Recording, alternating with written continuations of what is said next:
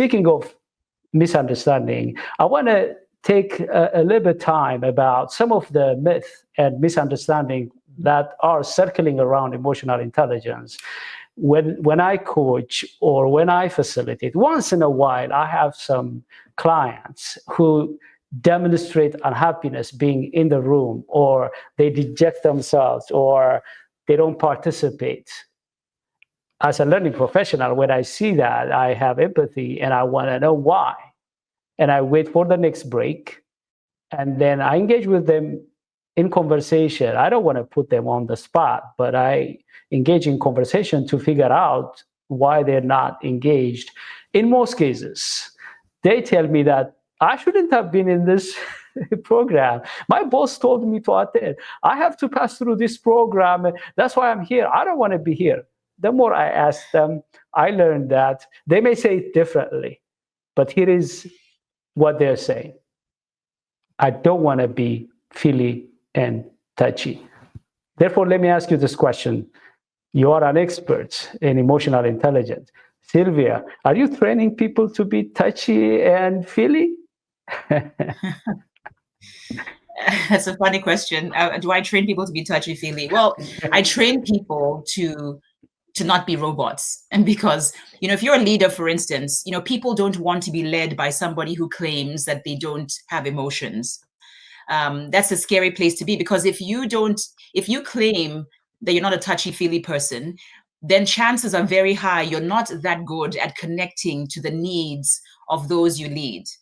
You know what I mean? And I think the person who thinks emotional intelligence is about being touchy-feely has it a little bit upside down, because the emotional intelligent leader is the one who can take someone who's being overly emotional, ground them, bring them back down to a surface level, and have them still feel like they were seen and valued, right? So, for instance, one of the things I often hear is leaders are afraid to show too much empathy to the people they lead. Like, people come to me and say, Sylvia, I get this whole empathy and emotional intelligence thing, but I don't think I can show too much empathy to my team, because they'll take it for granted. They'll abuse the privilege. They'll think I'm soft, and I'm, they'll exploit the moment.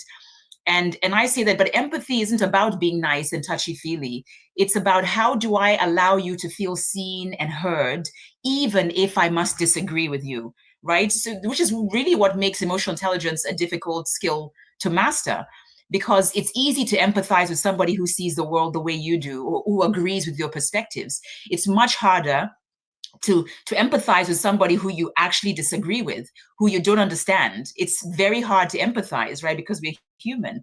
And yet that is where the dance happens. If you can look at people on your team, your clients, people who think and feel differently from you, and yet you can allow them to feel like you still see them, like you hear them, even if you have a different perspective, that to me is the power and the magic of someone's emotional mastery. So the key is not for us to think, oh, because I think it's touchy. There's nothing touchy-feely about emotional intelligence. It's in using your emotions intelligently, right? If I see somebody being angry, how can I intelligently help them adjust this moment? How do I influence the way they are feeling as well, with my poise, not ignoring what's in the room, right? Because then we know what happens. You ignore your team, and then it just bubbles to the surface and then explodes. So there's nothing touchy-feely about emotional intelligence. People who think of it that way, I challenge them to see it differently. You are becoming a master of your own emotions and the emotions of those around you. And like Jim Carrey, the comedian, I often quote him, and I think he powerfully said that the effect you have on others is the most valuable currency there is, right? The effect you have on others is the most valuable currency there is, because if it is a good effect, it buys you trust, collaboration, you name it. And you cannot have a good effect on others if you ignore what they're feeling in interacting with you. You just can't. You can have it maybe for a short time. You can be the leader who people are following because they just have to, and they resent that. They have no choice. Or do you want to be the leader that people are inspired to follow just out of curiosity to see where you're going, where you're taking them? I think that's a much more pleasant way to go through life, right?